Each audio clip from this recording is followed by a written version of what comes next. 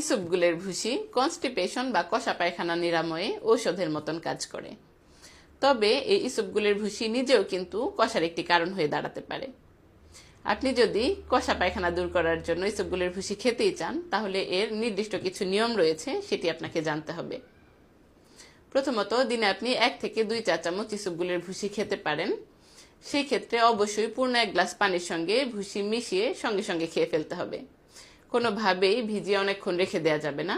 এবং আরও ভালো ফলাফল পেতে আপনি খাবারের 30 মিনিট আগে ইসবগুলির ভুসি খেয়ে নিতে পারেন। মনে রাখবেন, এই ভুসি আপনার অন্ত্রে গিয়ে সেখান থেকে পানি অ্যাবজর্ব করে আপনার পায়খানাকে অনেক নরম করে শরীর থেকে বের করে দিবে।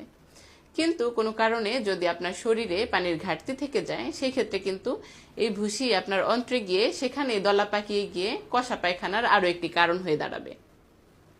কাজেই আপনি যখন ভুসি খাচ্ছেন তখন